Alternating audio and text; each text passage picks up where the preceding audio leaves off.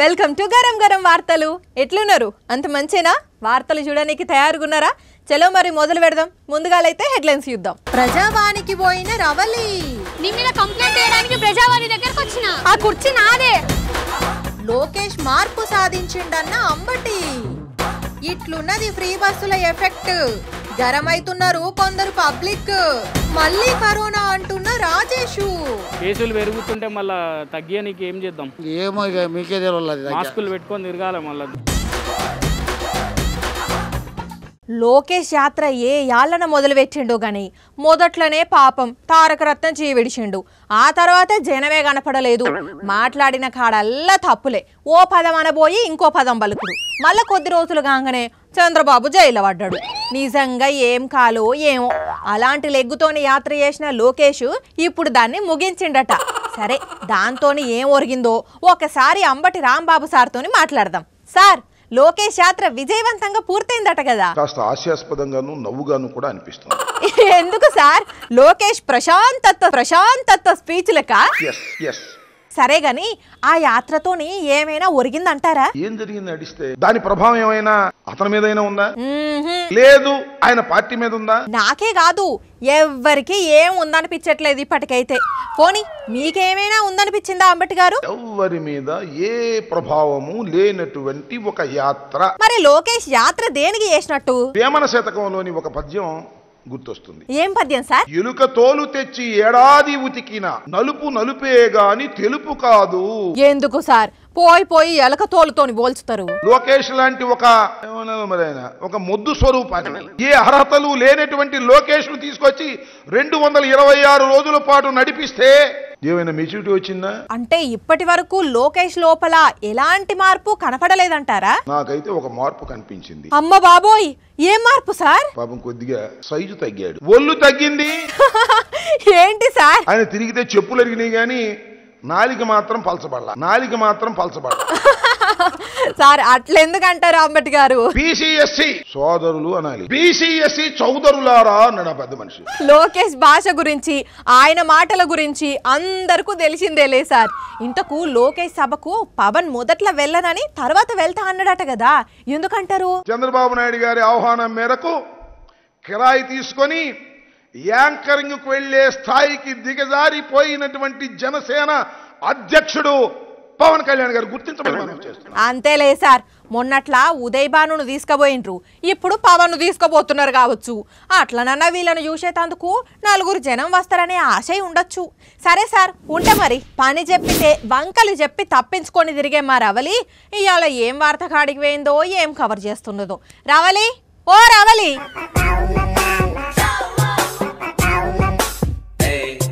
అగో, ఏందో జగడం మోపు చేస్తున్నది.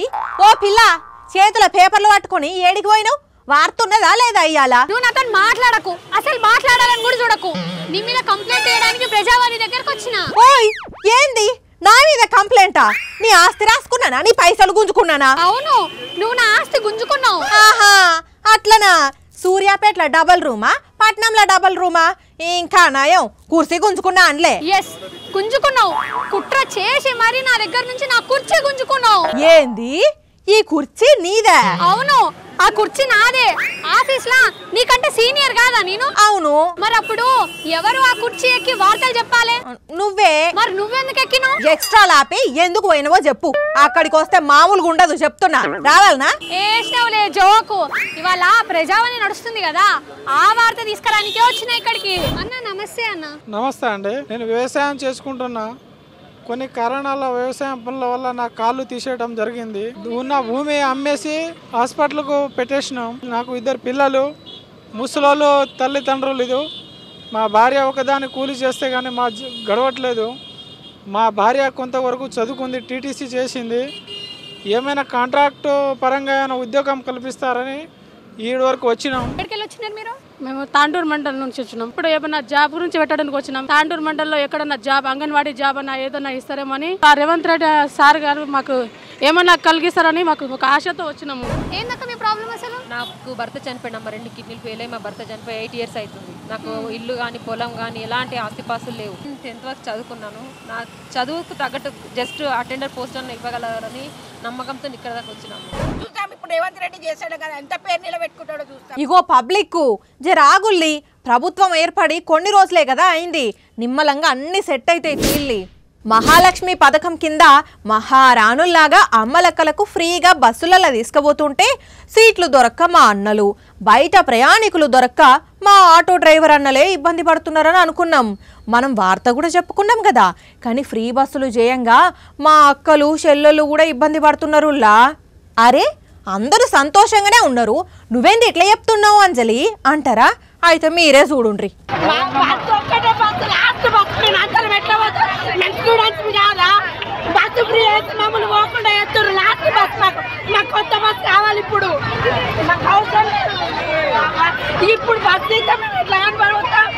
అయ్యో చెల్లె, ఎప్పటి నుంచి వెయిట్ చేస్తున్నదో ఏం కథనో పాపం. తీరా ఇంటికి పోదాం అనుకునేసరికి బస్సులో ఇంతగానం మంది ఎక్కేసరికి దుఃఖం ఆపుకోలేకపోయింది. అగ చూడరాదండి బస్సులు ఎట్లా కిక్కిరిసిపోతున్నారో జనం.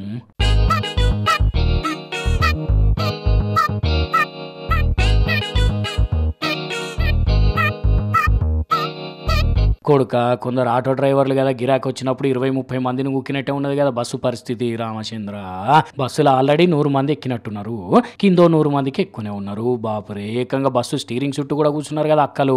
మళ్ళీ ఇంకా వెనుక చూడండి కాలేజీ పిల్లలు ఏకంగా నిచ్చెన మీద కూడా నిలబడ్డారు. ఈ డ్రైవర్ అన్ననేమో అట్లనే దంచకపోతున్నాడు. ఓ తమ్ముళ్ళు జర పైలం గట్టిగా పట్టుకోర్రి, కింద పడనంటే లేనిదోటి అవుతుంది మళ్ళా.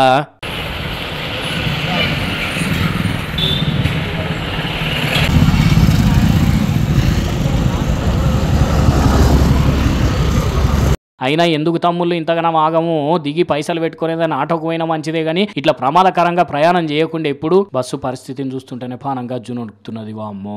అయ్యా ముఖ్యమంత్రి రేవంత్ రెడ్డి సారు, రవాణా శాఖ మంత్రి పొన్నం సారు, ఆర్టీసీ పెద్ద ఆఫీసర్ సజ్జనార్ సారు, చూస్తున్నారా జనాల బాధలు ఎట్లున్నాయో? అర్జెంట్ గా డిపోకు కొన్ని కొత్త బస్సులు వేసి ఎక్కువ ట్రిప్పులు తిప్పుండ్రి, లేకుంటే ఏం లే ఇంకా చాలా ఇబ్బందులు పడవలసి వస్తుంది పబ్లిక్. మరి అసలు గవర్నమెంట్ ఫ్రీ బస్సులకి ఇట్లా పెట్టినామని ట్రిప్పులను తగ్గించిందా, లేకుంటే జనాలే ఫ్రీ జర్నీ కదా అని ఇరుగమరుగా తిరుగుతున్నారో అర్థమైతలేదు కదా.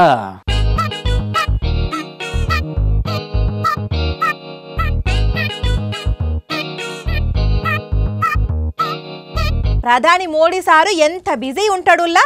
ఒకవైపు పార్లమెంటు సమావేశాలు, ఇంకోవైపు సెంట్రల్ గవర్నమెంట్ పనులు, ఇంకో దిక్కు రాజకీయం, ఇంకో దిక్కు బయటి దేశాల అధ్యక్షులతోని సమావేశాలు. పొద్దుగాల 4 గంటలకు పని షురూ చేస్తే మధ్యరాత్రి దాకా సారు ఫుల్ బిజీ ఉంటాడు. సారును కలవాలంటే కొన్ని రోజుల ముందే అపాయింట్మెంట్ తీసుకోవాలి. మామూలుగా కలుసుడు అంత ఈజీ కాదు కదా. కానీ ఈడ మాత్రం సారే వీళ్ళను కలిసిండు. ఎవరిని, ఎందుకు కలిసిండు అన్నదే వార్త.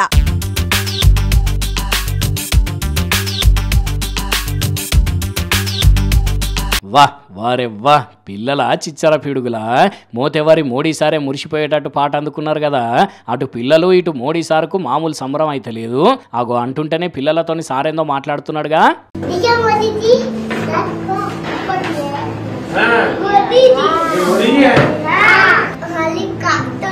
हेलीकॉप्टर से? अच्छा, देखा है हेलीकॉप्टर?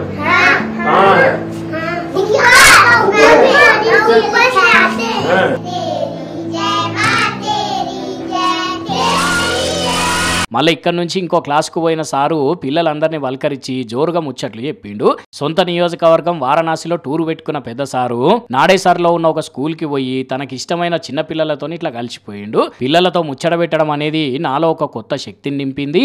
బడిలో సౌకర్యాలు పెరగడంతో చదువును మంచిగా ఆస్వాదిస్తున్నామని వాళ్ళు చెప్తుంటే మనసు ఉప్పొంగింది అని ట్విట్టర్లో వీడియోని షేర్ చేస్తే మోడీ సారు ఎంత ఎదిగినా ఒదిగుంటాడు, చిన్నపిల్లలతో భలేగా కలిసిపోతాడు అని కామెంట్లు పెడుతున్నారు నెటిజన్లు వీడియో కింద. కానీ మోడీ సార్ ఎక్కడికి పోతే అక్కడ బాగానే కలిసిపోతాడు పబ్లిక్ లా, వాళ్ళ లెక్కనే కదా. क्लास में पानी नल से स्कूल में आ जाता है? हाँ। अच्छा पानी आ जाता है? Yes sir. हाँ। इसीलिए हम आपको आभार प्रकट करना चाहते हैं। इसीलिए हम आपको आभार प्रकट करना चाहते हैं। आभार प्रकट करना चाहते हैं। ఈ మధ్యనే వరల్డ్ కప్ సందడి, ఆ వెంటనే అసెంబ్లీ ఎన్నికల సందడి, తాజాగా బిగ్ బాస్ సందడి, ఇక కొద్ది రోజులైతే T20 వరల్డ్ కప్, పార్లమెంటు ఎన్నికల సందడి. ఇన్ని సందలతోని అందరూ సందడిగా ఉంటే అది చూసి దాని కండ్లు ఓర్వలేదో మన్నో గాని కండ్లమంట కరోనా వైరస్ మళ్ళా కాలు దూవుతున్నదట. అందుకే దీని మీద జనం ఏమనుకుంటున్నారో అరుచుకునేందుకు మా రాజేష్ బయలుదేరిండు. రాజేషు ఇక గాని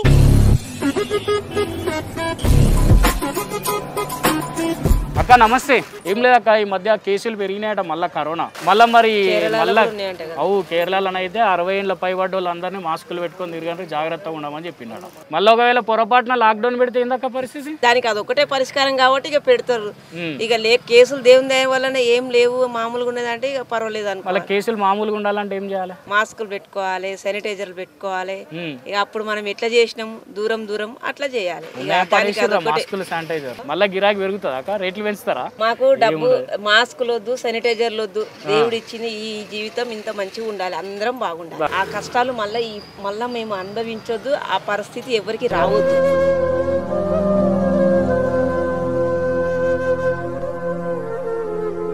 ఈ మధ్య కాలంలో మళ్ళీ కరోనా కేసులు పెరిగినాయి అని చెప్పేసి కేంద్ర ప్రభుత్వం అలర్ట్ చేస్తున్నది. మొత్తం 1970 కేసులు పెరిగినాయట. ఆ సింగపూర్లో కూడా 56,000 కేసులు ఉన్నాయట. ఒకవేళ మళ్ళీ లాక్డౌన్ పెట్టే పరిస్థితి వస్తే ఏం తమ్ముడు పరిస్థితి? ఎడిపోతావు? ఇంటికి పోయి ఉన్నాడు. అంతేనా? కేసులు పెరుగుతున్నాయట, కరోనా కేసులు మళ్ళీ JN1 అని చెప్పి కొత్త వేరియంట్ వస్తుందంట. ప్రికాషన్స్ ఏమేమి తీసుకోవాలా మళ్ళీ మన దగ్గర? ద సేమ్ థింగ్, ఎలాగైతే అప్పుడు ఉన్నామో కోవిడ్కి ఇప్పుడు కూడా అలాగే ఉండాలి, ఇంకా ఎక్కువ ఉండాలి. ఎందుకంటే ఇది ఇంకా వెదర్ కూడా చాలా చేంజ్ అయింది కదా, it will spread a lot. ఇంకా ఇప్పుడు ఫ్రీ బస్ పాస్, ఆర్టీసీలో ఫ్రీ ట్రావెలింగ్, అబ్బా హారబుల్. దానివల్ల ఓవర్ స్ప్రెడింగ్ ఉంటుంది కదా, చాలా స్ప్రెడ్ ఉంటుంది. సో ఇప్పుడు బస్ ఎక్కరా మరి మీరు? ఇక ఎక్కాలి మరి, ప్రికాషన్ తీసుకోవాలి, ఎక్కాలి. ఇప్పుడు మళ్ళీ కరోనా కేసులు పెరుగుతున్నాయట కాక. ఇప్పుడు ఒకవేళ మళ్ళీ కరోనా వచ్చి లాక్డౌన్ పడ్డది అనుకో, ఏంది పరిస్థితి మన పోటోళ్ళకు? ఏమో బతకాలా, ఎట్లా బతకాలా అది ఆలోచన చూడు సార్. ఇప్పుడు కరోనా ఏం రాదు, మంచిగా ఉండాలి ఇంట్లో అని నాన్న కోరుకుంటున్నాను. అంతేం లేదు. కేసులు పెరుగుతుంటే మళ్ళీ తగ్గియనికి ఏం చేద్దాం? ఏమో ఇక మీకే తెలియదు. మాస్కులు పెట్టుకొని తిరగాలి, మళ్ళీ కంపల్సరీ ఉంటాంలే. ఉంటారా? మాస్క్ అట్లా మునుపడి ఉన్నాయి, బయటకు వెళ్తే మాస్క్ లేదు పెట్టాం. అంతేనా? మళ్ళీ ఇప్పుడు వచ్చినావుగా? ఇప్పుడు పెట్టుకోలేము, ఎప్పుడు పెట్టుకున్నా పెరిగితే పెట్టుకుంటాం, అప్పుడు పెడతాం. మళ్ళీ లాక్డౌన్ రావద్దు అంటే ఏం చేయాలి? లాక్డౌన్ రావద్దంటే ఇప్పుడు మీరు మెయింటైన్ చేస్తున్నారు మాస్క్, అలాగే పబ్లిక్ లో కూడా మాస్క్ మెయింటైన్ చేస్తూ ఉండాలి, హ్యాండ్ వాష్, శానిటైజర్స్ జాగ్రత్తగా ఉంటూ ఉండాలి. అమ్మా నమస్తే. అమ్మా ఇప్పుడు మళ్ళీ కరోనా కేసులు పెరుగుతున్నాయట కాదమ్మా? మళ్ళీ పెరుగుతున్నాయట. మళ్ళీ కొత్త రకం ఏదో ఉట్టుకొచ్చిందట కరోనా. మళ్ళీ ఎట్లా చేయాలి కొడుక? మళ్ళీ పొరపాటున గిట్లనే గాచారం మంచిగా లేక మళ్ళీ లాక్డౌన్ గిట్లా పెడితే ఏందన్నట్టు మళ్ళీ మన పరిస్థితి? ఏదో తినాలి, ఉప్పు కారం తినాలి, బతకాలి. దందా ఏం నడవది. అప్పుడు 6 నెలలు ఇంట్లోనే ఉన్నాం, బయటికి రాలేదు. మాస్కులు గిట్లా వాడు. సరేలా. ఏం పేరు నీ? పేరేం పేరు? సుశీలమ్మ. పాటలు పాడతావా ఏమి? ఇక చెప్పు, కరోనా రాకుండా ఉండాలంటే ఏం చేయాలి? పాటలు పాడతావా? ఒక్క పాట పాడు నా కోసం. పాడు గజాల, పాడు గజాల. వస్తాడు నారాజు ఈ రోజు. పాడు కారి. రానే వస్తాడు నెలరాజు ఈ రోజు, కార్తీక పున్నమేలలో వస్తాడు నారాజు ఈ రోజు.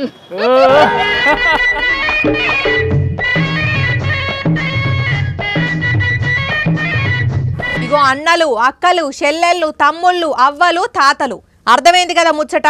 మీకు 2 చేతులు జోడించి చెప్తున్నాం, గా కరోనా పురుగు మమ్ములేం చేస్తుంది అని చీపురు కట్టలేక విరిగిపోయిన పూలను తీసిపారేసినట్టు తీసిపారేయకుండ్రి. మన జాగ్రత్తలో మనం ఉంటే మనకే మంచిది. జాగ్రత్త, సరేనా? రైలు నడపాలన్నా, కారు నడపాలనన్నా, బస్సు నడపాలనన్నా, బైక్ నడపాలనన్నా, ఆఖరికి ఎడ్ల బండి నడపాలనన్నా మనిషి ఉండాల్సిందే. అట్లయితేనే స్టార్ట్ అవుతుంది, ముఖ్యంగా కదులుతుంది. కానీ ఎవ్వరు లేకుంటే ఎక్కడైనా చాలవుతుందా? ఇదివరకు అట్లా జరగంగా చూసినామా అంటే చూడలేదు కదా. కానీ ఇక్కడ బస్సు కాదు, కారు కాదు, రైలు కాదు, ఏకంగా విమానమే కదిలింది. అరే అట్లెట్లా అంటారా? ఇగో ఇట్లా. ఓ ఓ ఓ ఓ విమానం. ఓయ్ ఎవరన్నా దానికి మంచిగా రూట్ చూపెట్టలేదా? గిర్రున బొంగరం తిరిగినట్టే తిరిగి అంత ఆగమాగం చేస్తున్నది. అయినా అట్లెట్లా కదిలింది? కొన్నిసార్లు విమానాలు చాలుగాక పైలట్లే చుక్కలు చూస్తారు. అసొంటిది విమానం ఎట్లా కదిలింది? కదులుడే గాక చుట్టే ఎట్లా తిరిగింది అంటే మళ్ళా ఒకసారి కండ్లు పెద్దగా పెట్టుకొని చూడుండ్రి.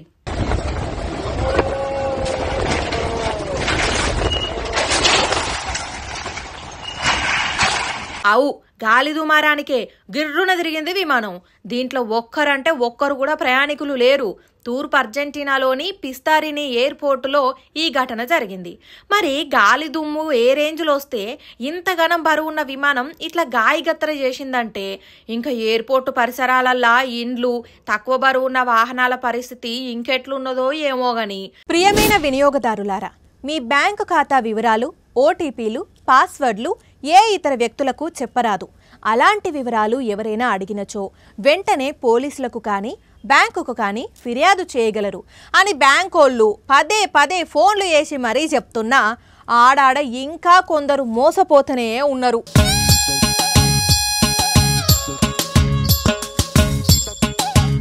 పక్కన ఇంటామెను నిలబెట్టుకొని ఓ చేతుల ఏటీఎం కార్డు, ఇంకో చేతుల పేపర్ పట్టుకొని ఉన్న ఈ అన్ననే అక్షరాల 1,80,000 రూపాయలు మోసపోయింది.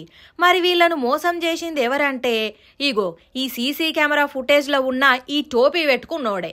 ఇంతకో వీడు ఎట్లా మోసం చేసిండు అంటే ఏలూరు జిల్లా జంగారెడ్డిగూడెం మండలం లక్కవరం ఊరు ఈ అన్నది. పేరు అరుణ్ కుమార్. ఈయన భార్య అకౌంట్లో నుంచి డబ్బులు డ్రా చేసుకుని వద్దామని ఏటీఎం కార్డుకి పోయిండట. మరి ఈయనకు డబ్బులు డ్రా చేయరాలేదు, లేకుంటే ఈ దొంగోడే మాయ మాటలేమన్నా చెప్పిండో గాని వీని సాయం తీసుకొని 5,000 రూపాయలు డ్రా చేసిండట. అప్పుడే ఈ టోపీ దొంగోడు వాని దగ్గరున్న కార్డును ఈయనకిచ్చి ఈ అన్న కార్డును వాడి దగ్గరనే ఉంచుకున్నాడట. ఇక ఇంటికి పోయి చూసుకునేసరికి డబ్బులు డ్రా అయినట్టు మెసేజ్లు వస్తున్నాయట. అట్లా 1,80,000 మాయమేనాయంట. పోలీసులకు కంప్లైంట్ ఇస్తే సీసీ ఫుటేజ్ ఆధారంగా వెనుకలాడుతున్నారు. దొరికినాక వీన్ని ఈ ఏటీఎం కార్డు గీకిన దానికంటే గట్టిగా గీకాలే, అప్పుడు గాని ఇంకోసారి ఏటీఎంల మొహం చూడడు. ఇక ఇవి మరి ఇయాల్టి గరం గరం వార్తలు. మీకు తెలుసు కదా, మళ్ళీ ఇదే టైంకి రేపు ఇట్లనే మంచి మంచి వార్తలు పట్టుకొని వస్తాను నేను. అప్పటిదాకా చూస్తూనే ఉండండి సాక్షి టీవీ. టైం గుర్తున్నది కదా, రాత్రి 8:30కి, మళ్ళీ పొద్దున 8:30కి ఉంటాం మరి.